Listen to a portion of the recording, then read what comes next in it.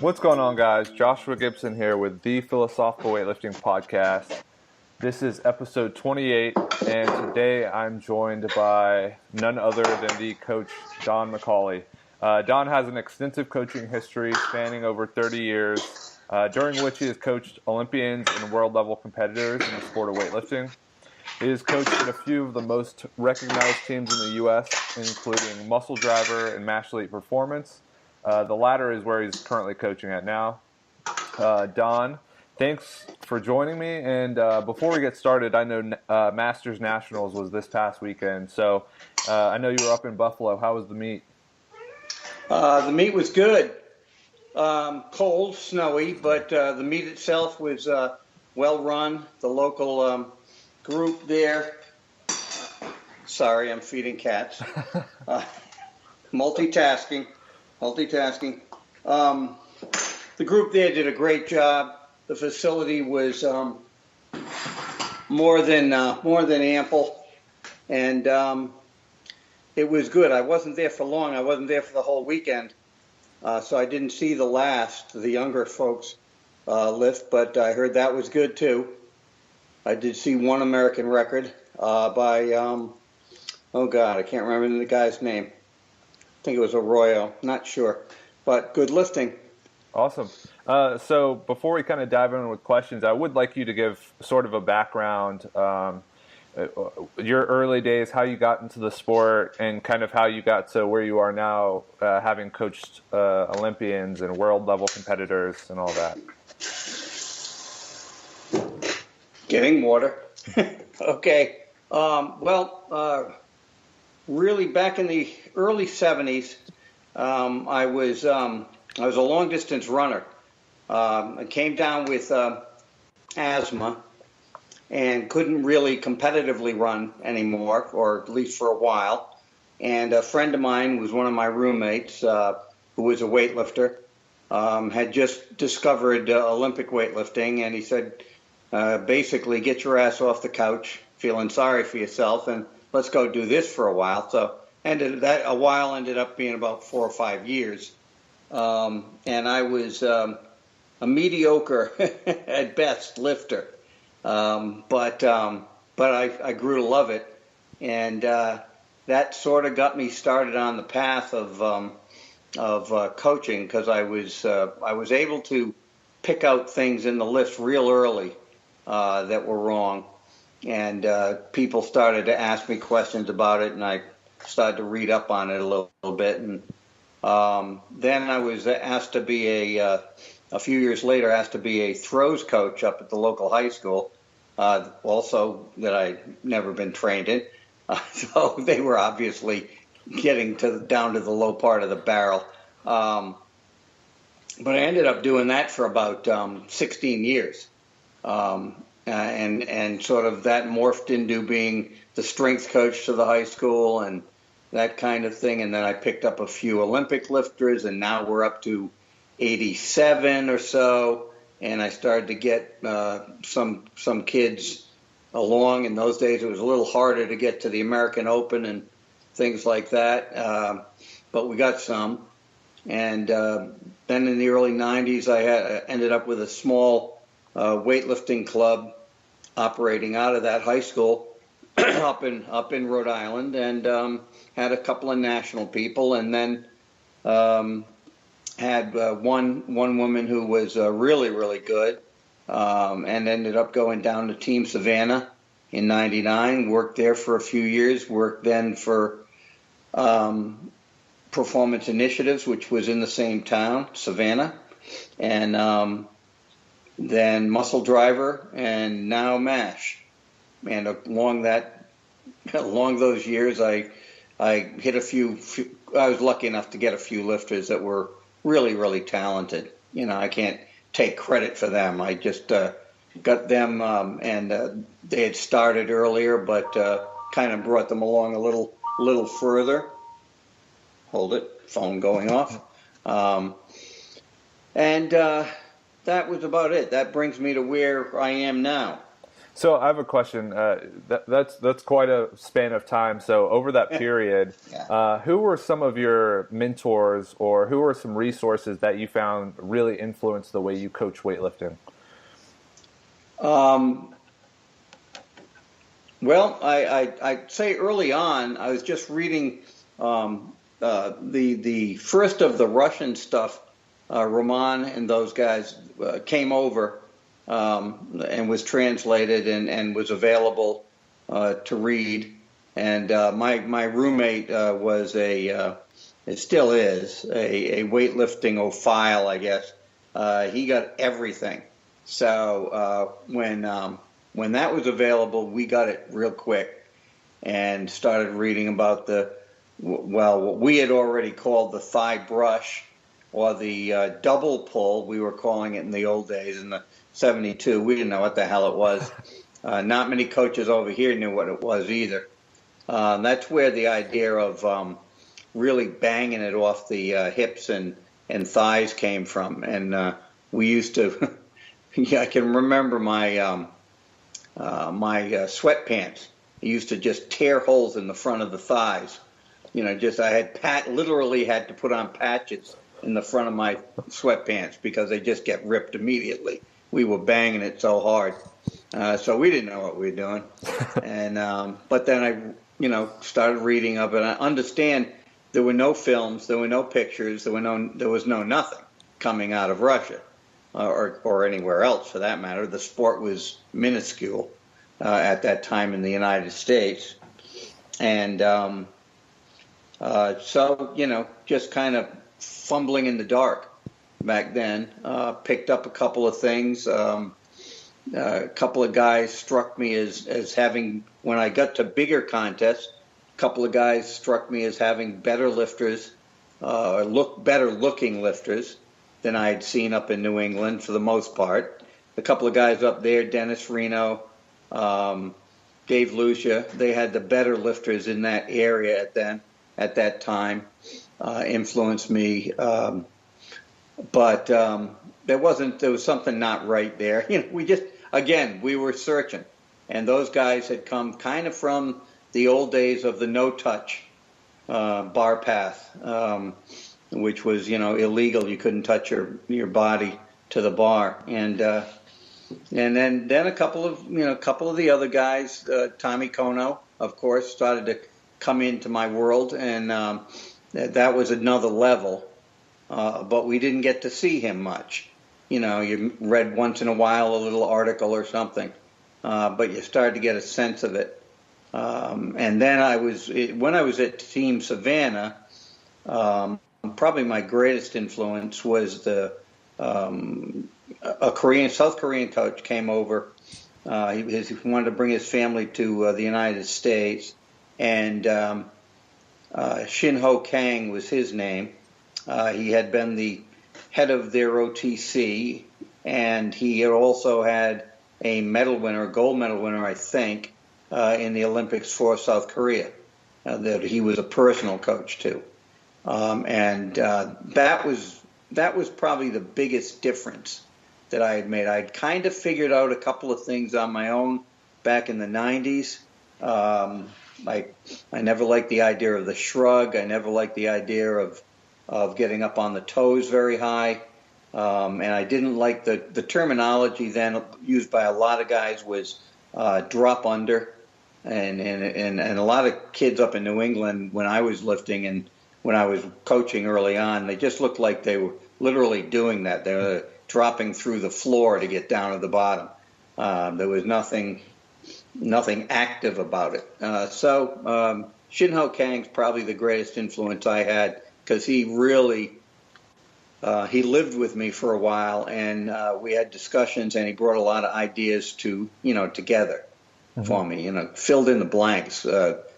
South Korea had sent a bunch of people, including him, over to Russia, the USSR then, and also Bulgaria to study for an extended period of time. Then brought them back to South Korea and spread the technique kind of thing.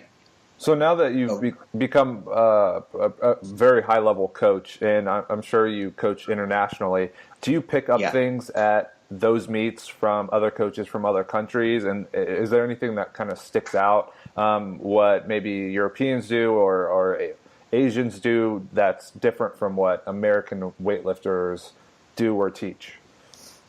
I think maybe the biggest thing the Russians ever did was act arrogantly in the warm-up room, take platforms and things. I haven't seen a lot of difference. I think the first ones, I guess the Europeans. I guess the Europeans, they were the first ones that I saw work heavy the week of a meet in the back room, or what I thought was heavy. We were into tapering, and we took that pretty seriously. And I still write up workouts that don't do much the week of the meet. However, I've added in heavy singles and doubles in the squat, and heavy, like a deadlift pull actually, more that week. Trying to get some reaction on the with the musculature, and I haven't seen it do harm. I get into these things very, very cautiously because you don't know. Certainly the teams you're seeing do that have are professionals, or were much more professional than us at that time when I was first getting international, and they're 9 to 5 weightlifters every day, and they can do things and get away with it that your lifters like through the 90s and even the early 2000s, and now for that matter, people here aren't full-time weightlifters, or not many people are, and you sometimes just can't get away and get the reaction from the musculature that those guys that are just trained since they were kids get. So, but that's probably the fact that they went heavier the week of the meet. They went heavier all around in the lifts and everything else, percentage-wise, than other people did, than Americans did, at least. And that was pretty consistent through the American teams that I saw. Nobody went very heavy, and we kind of changed that later on. So does your programming now reflect that kind of Russian influence that you had coming up in the sport?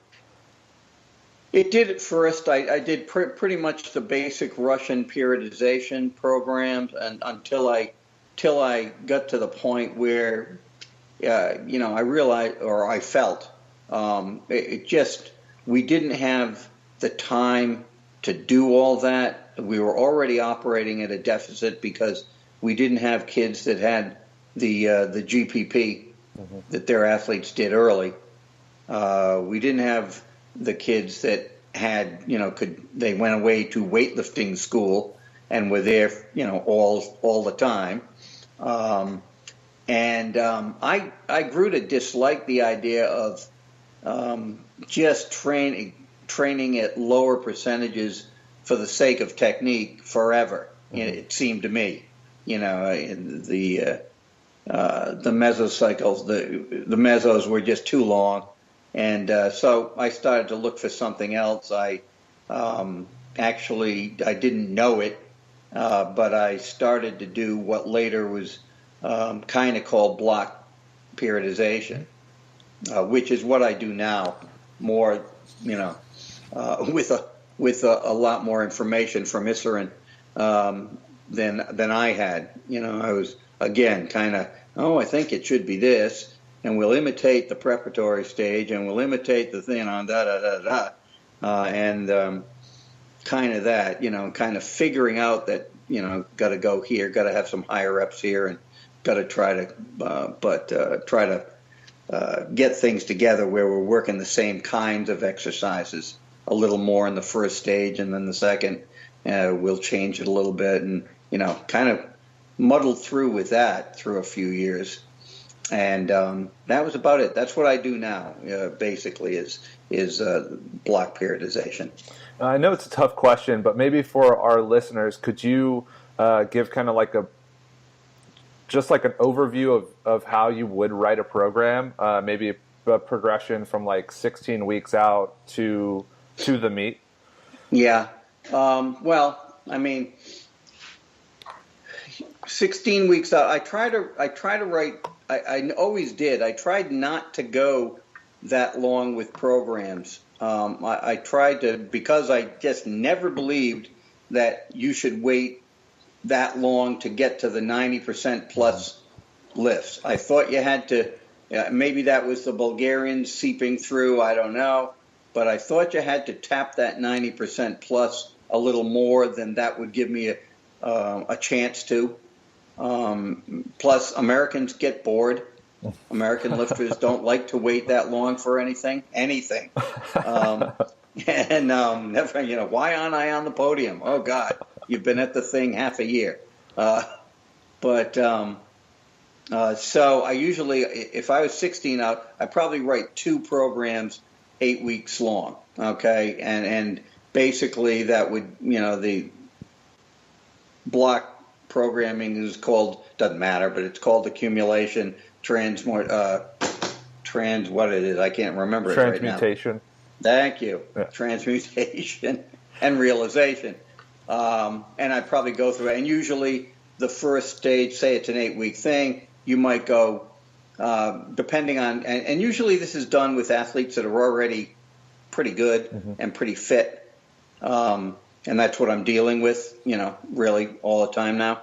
And I might go 2 weeks of accumulation, 3 weeks of transmutation, and 3 of realization, or 3-3-2, depending on what I thought of the kid at the time and what he had reacted to before, and how much. And the first part of it, the accumulation, is pretty analogous to a preparation stage, and except that you're trying to concentrate more on the general strength and not just going through everything all the time, and then you're on to the other things. And I always say, when my kids ask me quick, I say, well, figure big complexes in the first 3 weeks, smaller complexes in the next weeks, and then no complexes towards the end, and more classic lifts towards the end.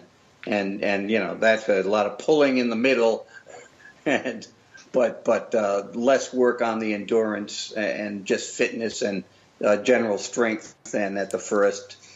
It sort of morphed when it got to weightlifting. It sort of morphed into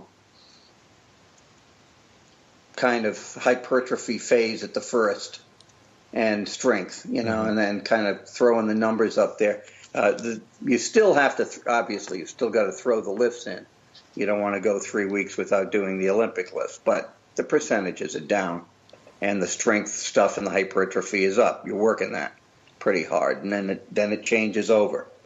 I tend to go to smaller complexes, a couple 3 lifts rather than 3 or 4 lifts, to get endurance in and to get practice. I like the practice factor of doing a pull and a lift, whatever. I think that's a neat little complex, rather than doing, although I do them, rather than doing triples or doubles. I'll throw those in there a lot, but that's basically it. Okay. I mean, there are variations, but that's pretty dumbed down, and I'm pretty dumb. Yeah. I know you're often recognized as a technique coach. When you program, you talked about one complex there, but do you have any exercises that you use to most heavily influence a lifter's technique? So maybe pull plus, or some kind of jerk variation, or some complex that you always go to? Well, I've gone to doing a lot of no hook, no feet. I really think the basic thing I want to teach lifters, that even good lifters don't get a lot of times, is that the lifts are about driving your center up and then retreating your center, your hips if you want, you can call it that, and getting out, delivering a blow and getting out of town quick. And that lift really works that hard. It gives a person the idea of being centered in the center of their body. And I like that a lot. We get good athletes in here, but they're usually good athletes from other team sports and things like that. And that's a heavily quadricep kind of thing. They're moving forward. They're using their quads a lot. They're very quad and forefoot conscious. And in our sport, we've got to bring them back into the foot. And we got to make them a little more conscious of what the hips do at the end, to accelerate the bar. They're not very good at that, a lot of them. Mm-hmm. So that's probably my most used, work, or how to really work on technique. That and a thing that I came up with or I stole. I can't remember which. But it's I use a 3x4 3/4 inch or 1/2 inch plywood piece and have them do lifts with their toes hanging off, which makes the brain not want to go to the forefoot. And the brain just feels a drop off there, and it doesn't like it, so it won't go there. So you're sort of moving them back into the foot, and they get a better idea of how not to just loop the bar and how to keep the bar over the base when they're lifting it. So, those two probably that's the biggest thing I do right away with people. Okay, so kind of switching over to technique then, kind of with that same approach we took to programming, what's kind of your basic approach to teaching someone the proper pull in weightlifting? Okay. Because I know you have a certain style of teaching that is often misunderstood. I think maybe it's just a language thing. It probably is. So if you could kind of explain that, we'll kind of dig in a little later. Well, I coined the word catapult for weightlifting in a debate on the old Go Heavy forum with Sean Waxman and a couple of other guys, because I didn't like the word jump. I just really, to me, it wasn't a jump, but I didn't know what it was. I came up offhanded with the word catapult in that debate that day. And then they didn't like it, so of course I really had to stick with it. It got misinterpreted, but basically what I'm gonna read what I think. I've got a statement here that I give at the front that's not mine, that I read at the first of all my clinics, and basically this says everything that I teach. Okay. And I'm going to remember the guy's name that wrote this, but I can't right now.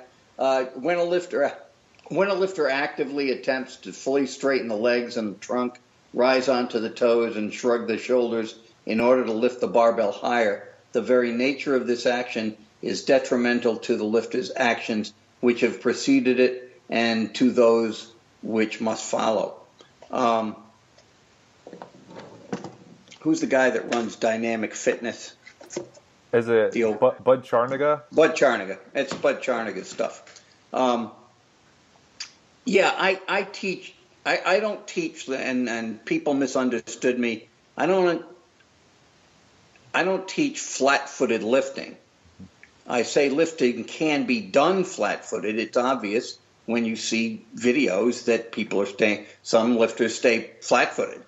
But I get out of the idea of there being an intentional rise on the toe or onto the toes. It does happen with many, many, many lifters, 99% of the lifters maybe, because there's only a few people that can do it truly flat-footed all the way from start to finish.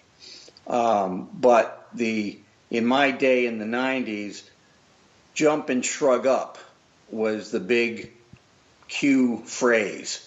Okay, and neither of those things were evident to happen to me. I mean, I did not see those things as being helpful, and basically it was more that I didn't want a conscious leaving of the feet or a plantar flexion, a hard plantar flexion, and that I did not want to shrug up at all in the extensive phase of the pull.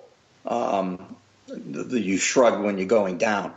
And you jump, well, some people call it a jump. You jump when you're going down. The Russians jump a lot when they're going down. They lift their knees hard and land basically in a squat, whereas others shuffle out and maintain contact to the floor more.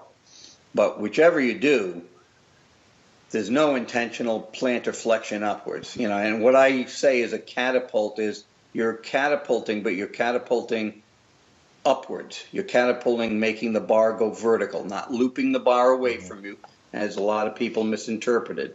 But combining the knee and hip extension to move the bar upwards. I just think that the human being can be described as a catapult when he does stuff like that or she does stuff like that. It's a machine that has its own energy. It's wound up and stored up when you get into the set position and you release it. To me, that's pretty much a catapult. And so that's where that comes from. And basically, I talk a lot about the speed getting under the bar is the really, really important thing. And that the pull really goes from the set position to the receiving position, not in phases so much as I like the athlete to think of the pull as what he does during the pull. And basically, that's try to go faster as you go from start to finish.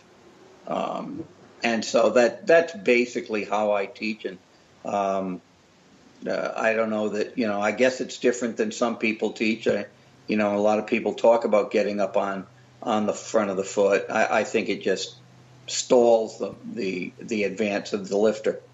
So do you see America as a country moving towards that style of technique or a certain style of technique to where we could almost call it our own?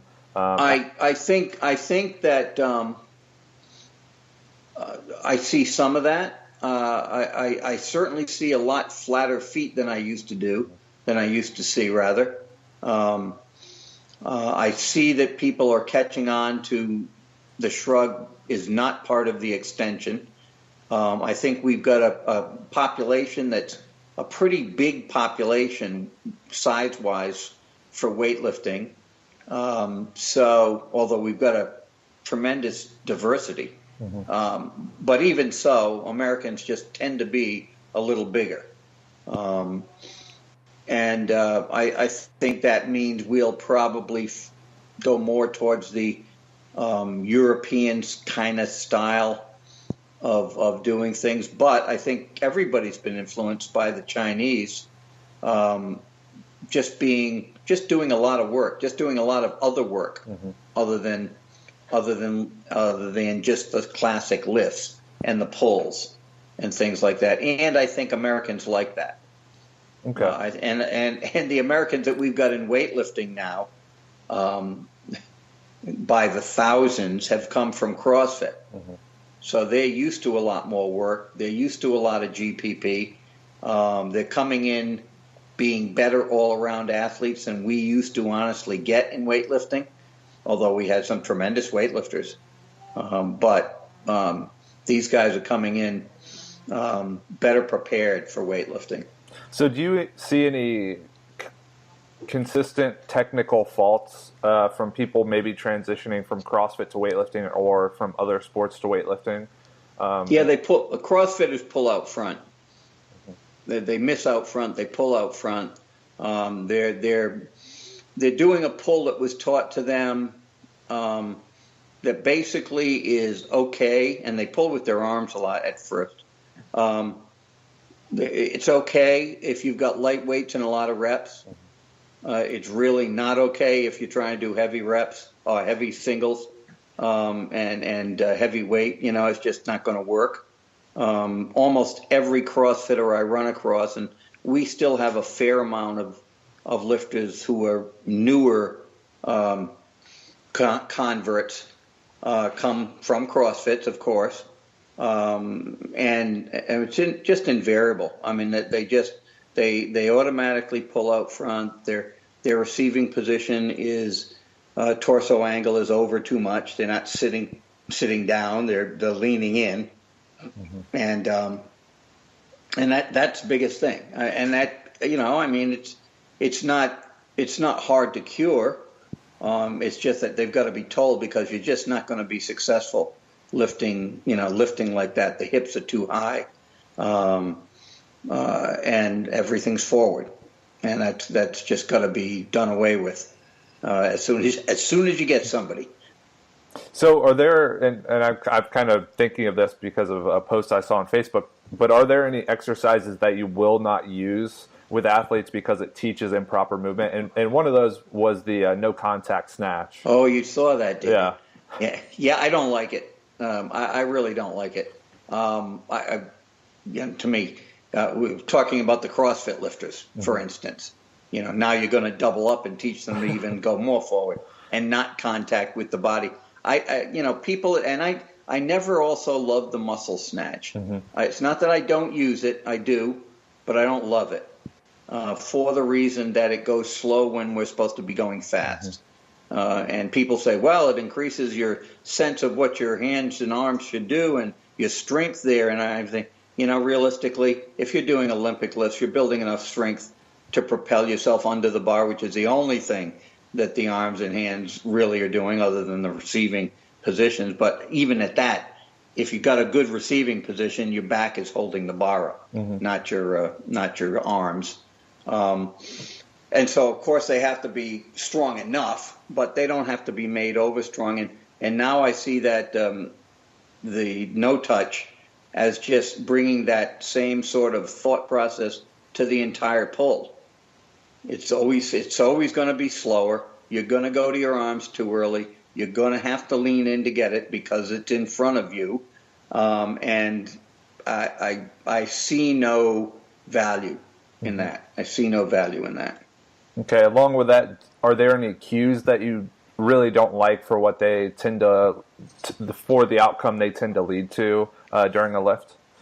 So, like you mentioned the jump before, or the shrug, so something like that. Jump and shrug, get it higher. I don't like getting it higher. I don't think bar height has anything to do with making lifts. I think your rhythm and your timing and your tempo and getting under the bar have a lot more to do with getting the lift. I don't love finish the pull because I don't think the pull is finished until you're in the receiving position. So I try really not to use it, although I heard it for 30 years. And somewhat, people will understand what you mean by it. I don't, that's, but I just don't like what it used to be related to, which was too much emphasis on just the extensive part of the pull, but not anything that comes after. And that's one of my big problems with jumping. Jumping has no after. You jump up to jump up. You don't think about the landing, the coming back. You come back at gravity. We don't come back at gravity. We accelerate ourselves. We catapult ourselves the other way. We slingshot ourselves downwards. So those I think, and plus I hate coaches telling lifters you didn't want it bad enough. That just tends to bother me. But that's not a cue in any case. No, so those are the big ones. I try to get away from the word jump very quickly when I have a new lifter. I try to get away from saying finish the pull. I use a lot of different things to get away from that. It's usually something like faster as you go until you're done, things like that. They already know that I'm talking about the whole thing. I also talk about get torso behind vertical at the top. Because I don't believe that you should be up vertical at the top. I think that stops you from moving as fast as you could into the transition. That's about it. So I guess you explained a few cues just then, but do you have any that you consistently go to that you feel like should frequently be used, and maybe explain them so people don't get misunderstood about what they mean. Yeah, and it's tough. It's tough without showing, but I used it yesterday with a new kid, and it's something that I use, and I've used with every lifter in there. And it basically pull like you've got longer legs than you've got. And what that means to me is get that bar to come up your leg and contact higher than you were doing now. Some people, and a lot of people are taught this too, that the contact comes right after the knee. I don't know anybody that's the best pull for.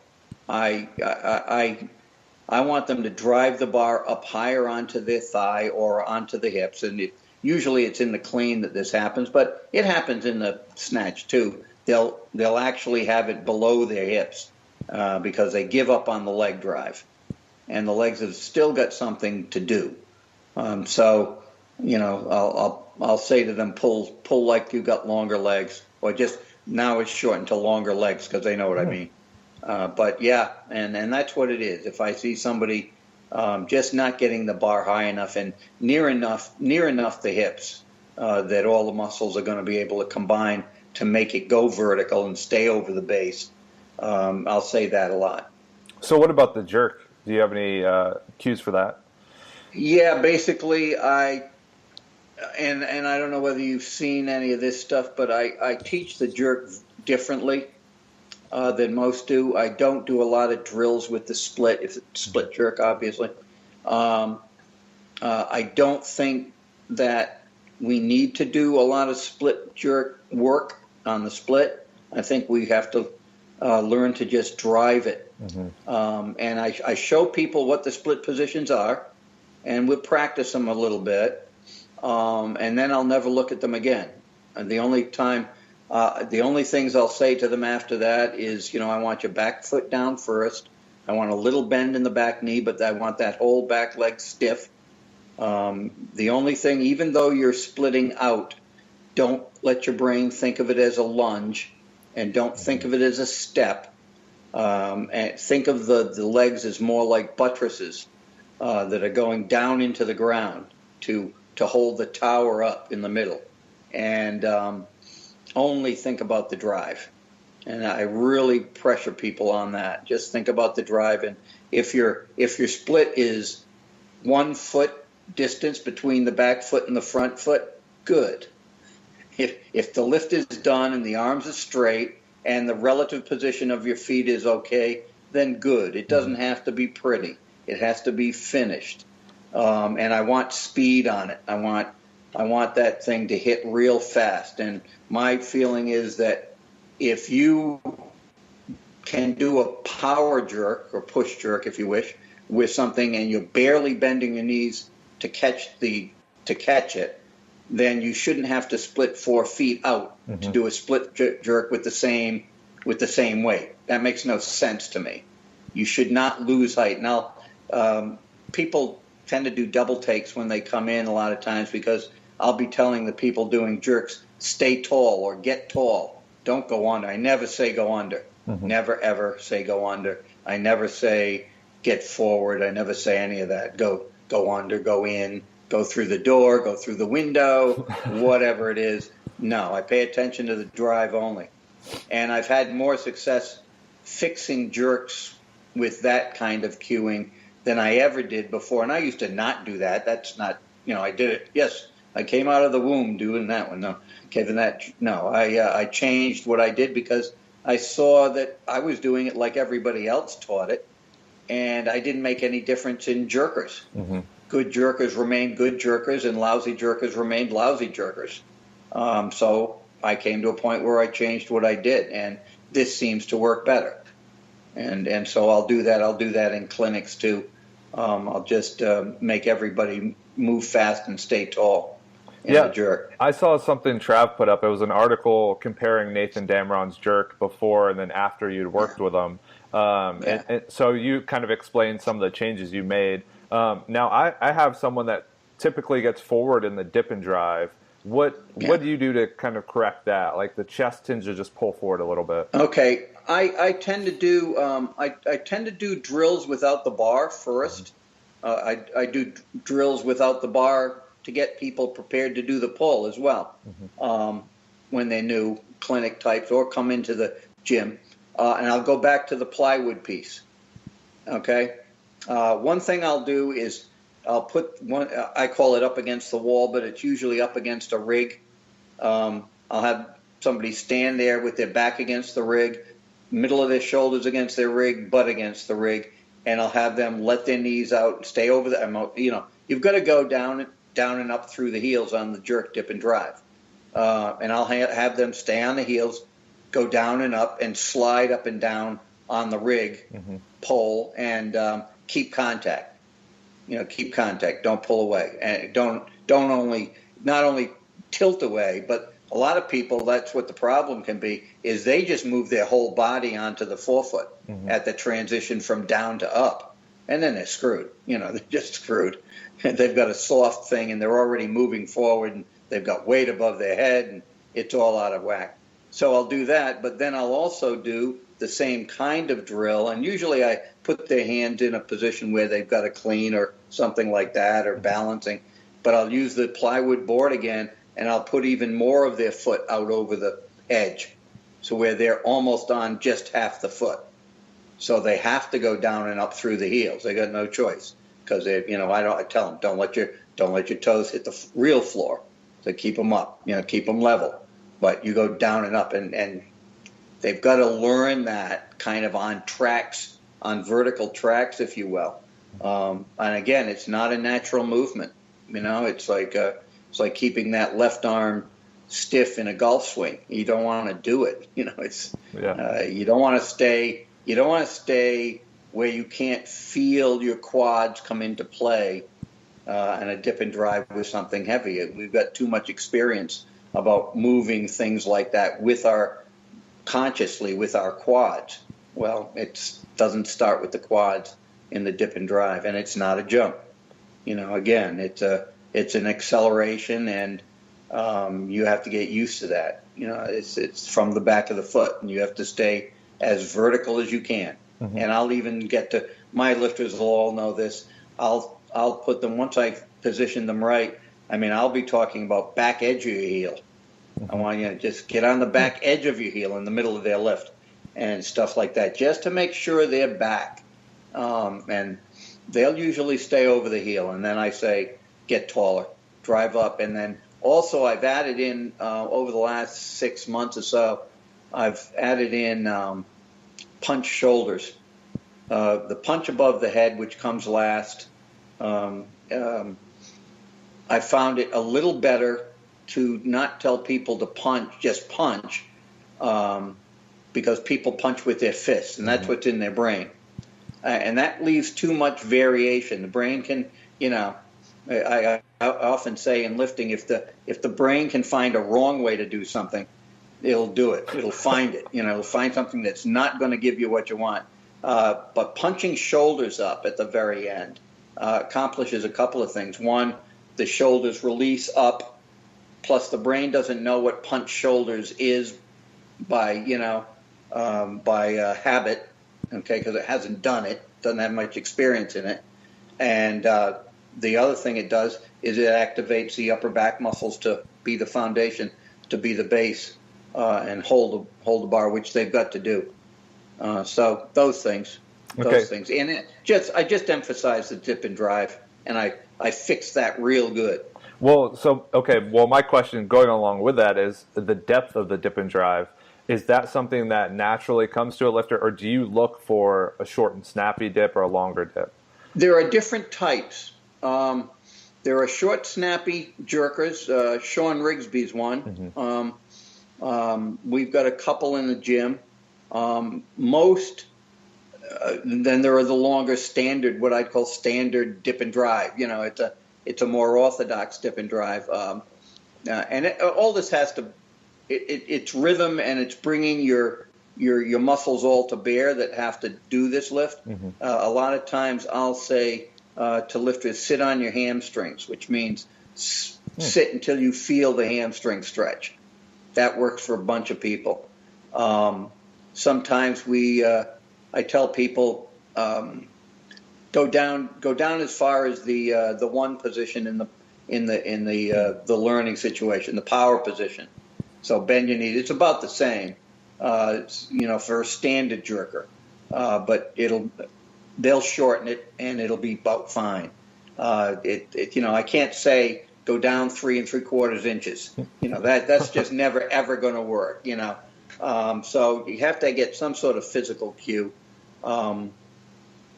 And that's about it. I mean, I like sit on your hamstrings, and again, that seems to have been promising, a promising cue.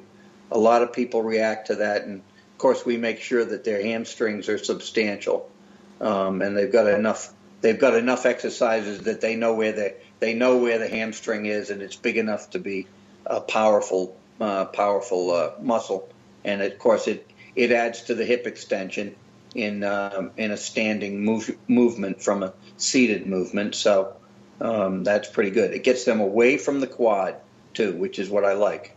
It sits them, if I'm saying hamstring, they're thinking posterior right now. And I like that because they've got to stay back there. Okay. Kind of switching to more of an accessory movement then, for the squat. I know you talk a lot about the hamstrings and the glutes.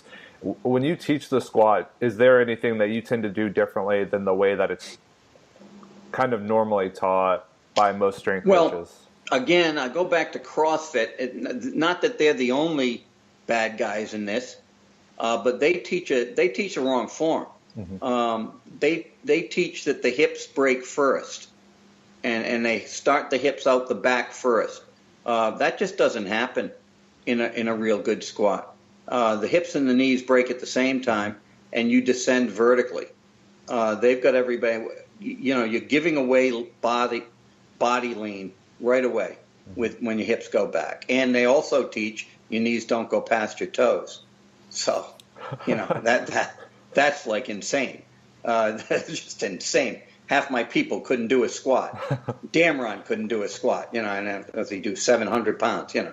If we just kept him to knees behind his toes, but no, it's just basically, and I think there's an awful lot of Olympic coaches that have this same gripe, and there's coaches that do this not from CrossFit as well. You just can't start with that hips out the back door thing, and consciously think that's what happens first. It does not. So down and up, and I tend to tell people to go to full depth, whatever your full depth is. Mm-hmm. And if you're not an ass to grass person, don't try to go there. Damron's not. He sits a good low squat, but he's not down on the ground like some of our lifters are. And I tend to tell people to, as they stand up, try consciously to raise their torso. Mm-hmm. To stand towards vertical with their torso. I think, what I'm trying to get them to do is to let the hips come through. Mm-hmm. Don't block the hips with your torso. Get it out of the way as you stand as early as you can, and let the hips open up and take charge. And also that puts the bar over your midline better. Mm-hmm. So if that's different, that's what I do. I know a lot of other coaches that do the same thing, especially with the straight down sit. Okay, that's interesting. And of course, we're always saying you start over your heels and you go down.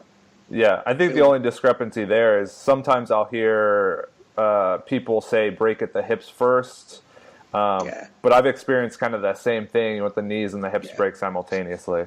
They do. They just simply do. That I don't know well, I do know where it came from, but I think CrossFit originally took a lot of its stuff from powerlifting, and a particular guy in powerlifting, and powerlifting. The powerlifting squat does break at the hip for a lot of guys first, and they tilt over a lot more. And I think and also their knees don't likely pass their toes, because they're, I was a powerlifter. We were only trying to go just a speck below parallel. Mm-hmm. I wasn't going to go anywhere I didn't have to. And that was the easiest way to do that for a lot of guys. But you can't bring that to an Olympic lifting squat. It's just a high bar squat. It's not gonna work. Yeah, I think that's what a lot of people don't get. They get so caught up in depth, but they don't realize when you're getting a lot of forward knee travel and you're not hinging as much at the hips, it's actually harder to go as low as if you were to shove the hips back. Yeah. Well, I mean, again, your goal in a powerlifting squat is not to go low. Mm-hmm. It's to go below parallel. Yeah. Just. Right. You know, but and plus it's not a very, frankly, it's not a very athletic position. Mm-hmm. You've got your chest facing the floor more, and your ass sticking out the back more. I don't see a lot of athletic positions that are like that. And then we're supposed to be kind of reinforcing athletic positions. And I think you sit down, if your femurs are long enough and your ankle flexibility is great enough, your knees are going to end up past your toes in a good squat. I've got several in the room that do. I see it all the time. Doesn't hurt their knees, doesn't hurt their back. You know, they do fine. And many people do that do Olympic lifting. So yeah, you know, to me that's got to go. All right. And that's the biggest problem I see, and it doesn't last more than a few minutes in the room. Yeah. So that's the kind of everything I had for the technical and programming aspects of the podcast. But I do have a couple of questions, things I think are interesting to the listeners. So as a coach that has been to many meets, many international meets, what would you say is the most impressive lift that you've seen in person? Recently, the Georgian, the big Georgian doing the friggin' 220 snatch. What's his name? I'm so bad at names, I hate it. But I saw him in person, and most impressive, fastest moving big guy I've seen. Mm-hmm. Before that, probably David Riegert in 1978 in York, Pennsylvania, or Gettysburg, Pennsylvania. I saw him do a clean and jerk that was just uncanny, just ridiculously fast. That was probably before that. It was holding its place as the best thing I had seen in person. Mm-hmm. Anyway. So do you have any interesting stories from maybe the back room or something that you can share with us? No, nothing. Nothing at all that I can share. Put me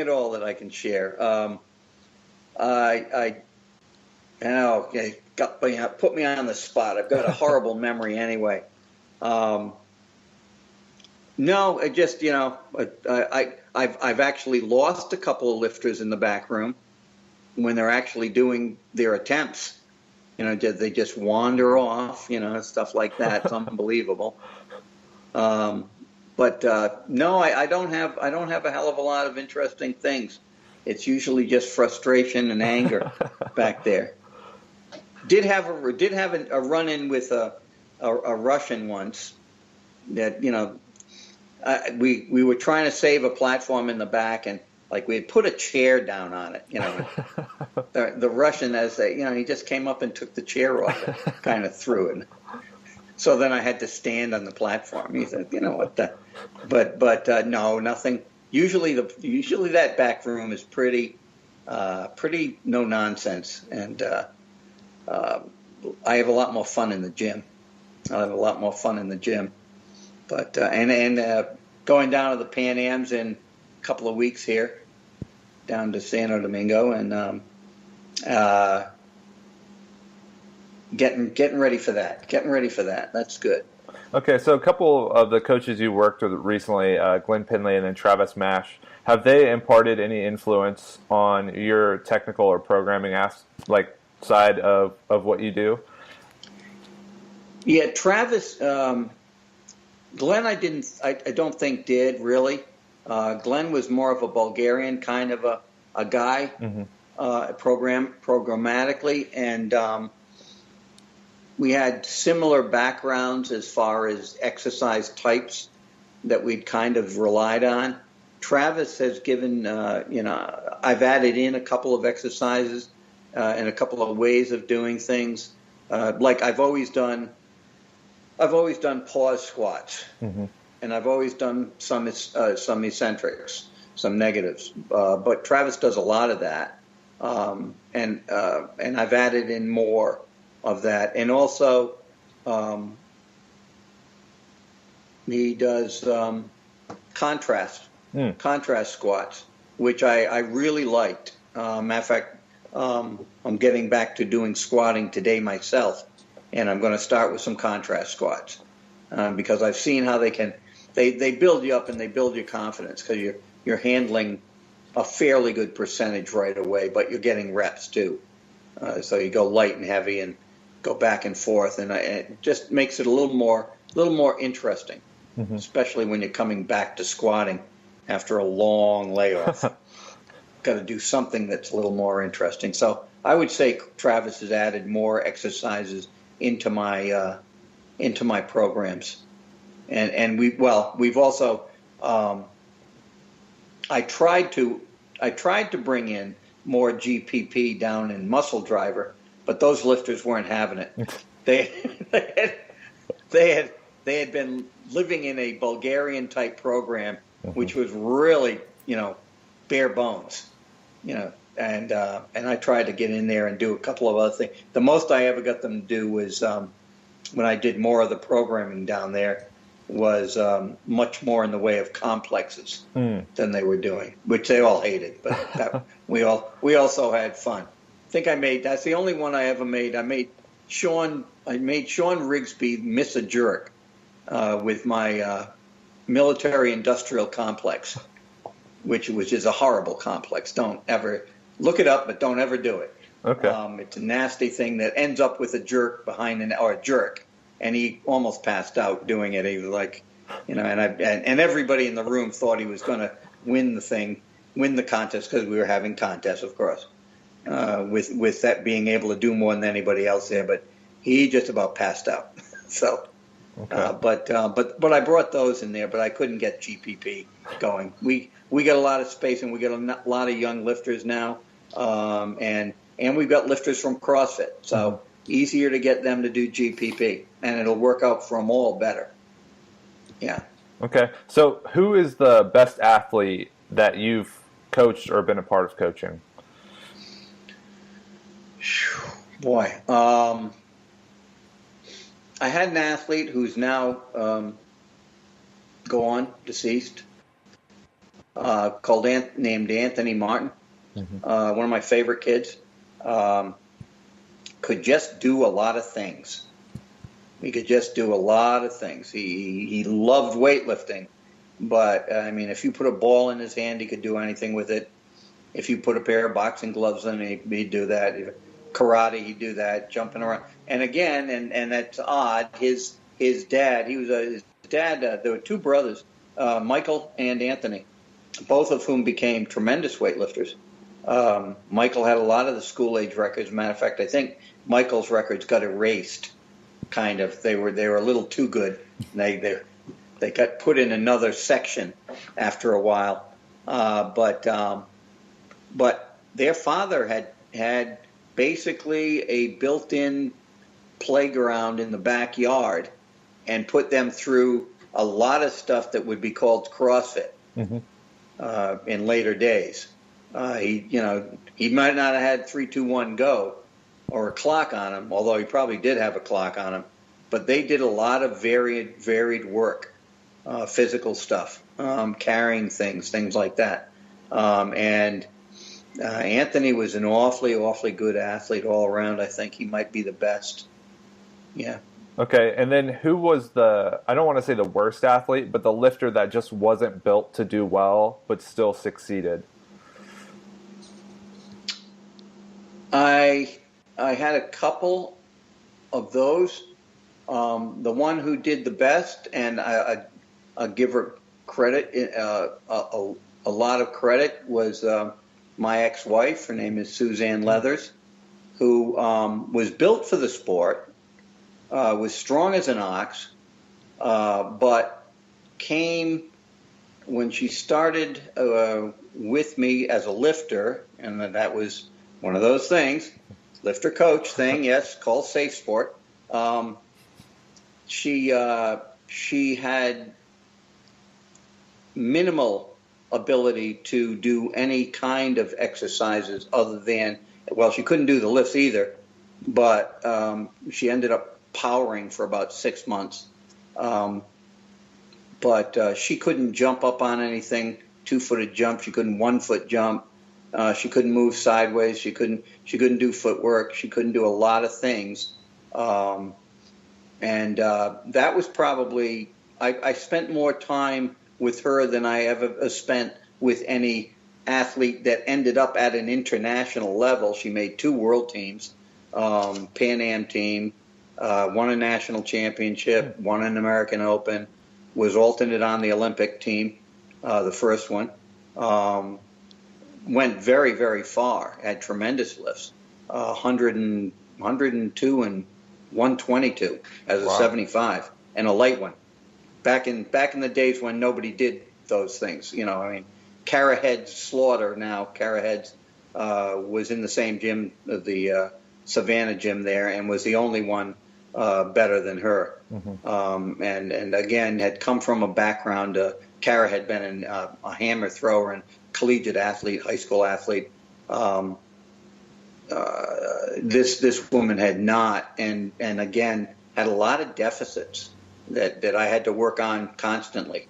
That held her back technically, but she was genetically freakish in her strength, and a very, very determined mind when it came to competition. So,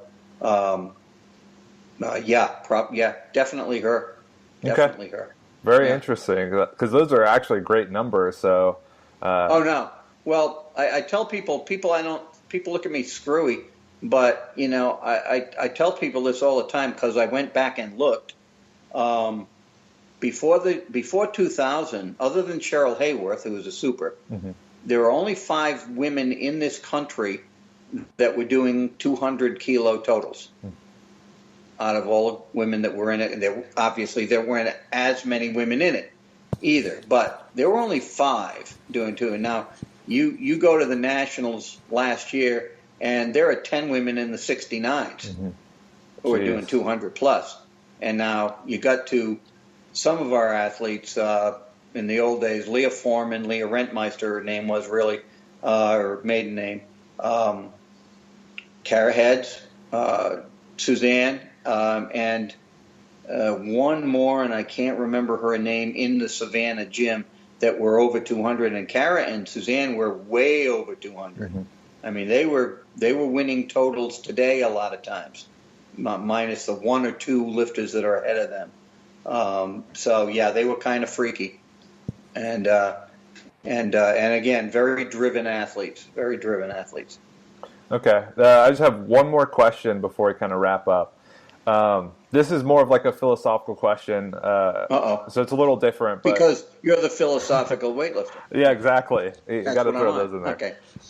So besides the physical improvements from weightlifting or strength training, do you think it's beneficial for everyone to practice resistance training, strength training? And what has that kind of done for you throughout your lifetime?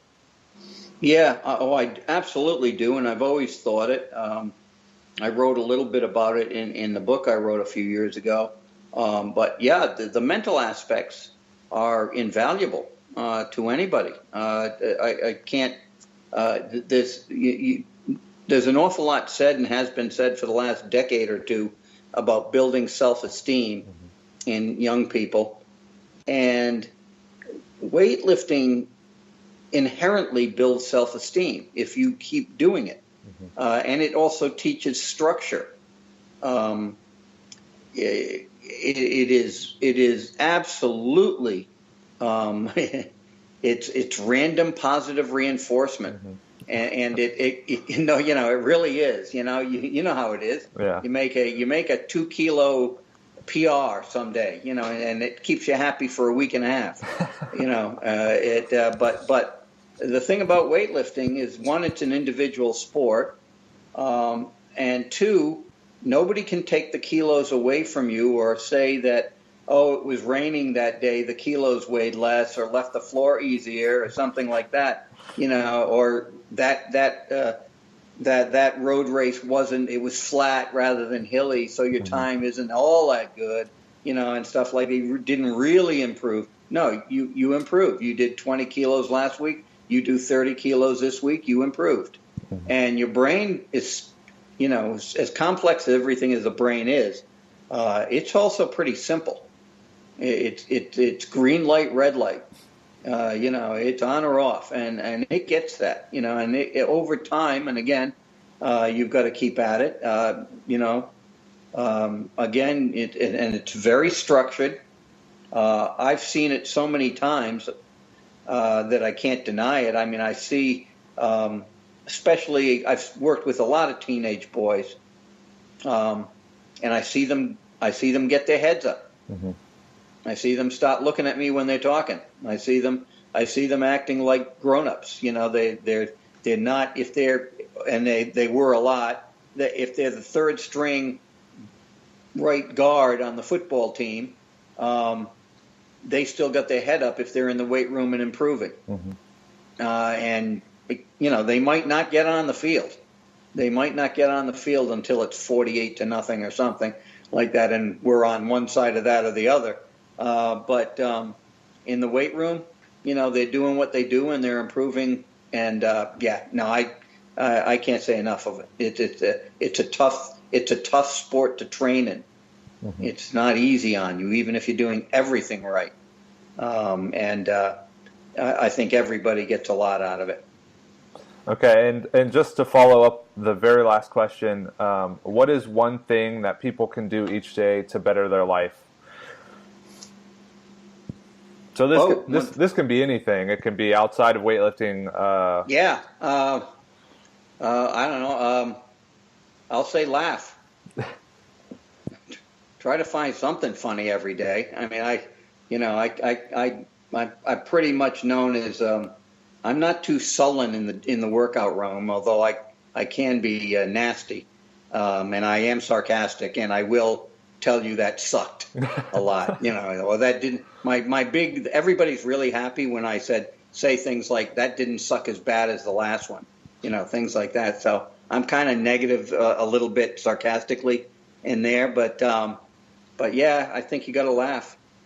That's great, and that's interesting you say that, because sometimes I'll be very, very honest with some of the athletes that I help, and they're almost taken aback when you're like, "Wow, that wasn't good. That was just playing bad." They've had people giving them shade on, trying to take their wallet or something like that. You can't con kids. You can't con kids. You can't. You can, but I mean, they're not going to get anything. They're going to catch on to that. Yeah, I've had the same thing. When I'm honest with a kid, it's a double take for a minute, and then they kind of hear me through the day, and they understand that I'm the same way with everybody.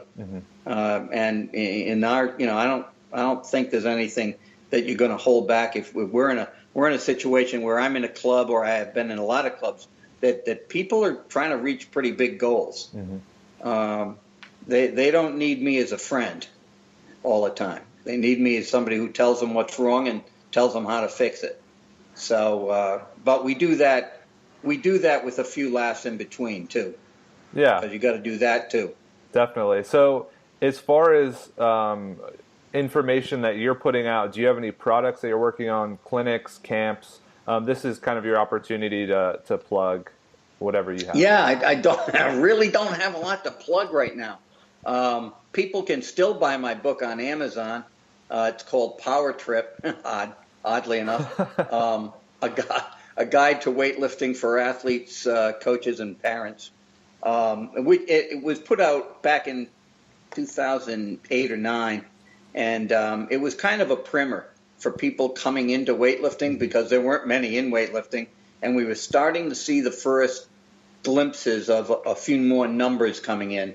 And so I put a book out that, one, gave some of my thoughts on weightlifting technique, but also kind of introduced them to, this is an Olympic bar, it's this big, and that kind of thing, and what exercises there are, what pull means, and all this other stuff because it was a jargon kind of a book. So it's still available. I don't think I've got a clinic coming up anytime soon, although those always pop up out of nowhere, it seems. Like I say, I'll be going down to the Pan Ams with Nathan, and we'll see how that works out. Awesome. And that's about what I got going. Well, thanks for joining me on the podcast, Don. I had a pleasure talking to you. So, guys, if you enjoyed this podcast, give it a like, share it, subscribe. Feel free to go find Don on Instagram or Facebook. Instagram, maybe not. Facebook, I'm old. I'm still on Instagram. I throw stuff on there, but I don't converse on it or anything. Okay, and feel free to pick up his book, Power Trip. This is episode 28, and thanks again, guys.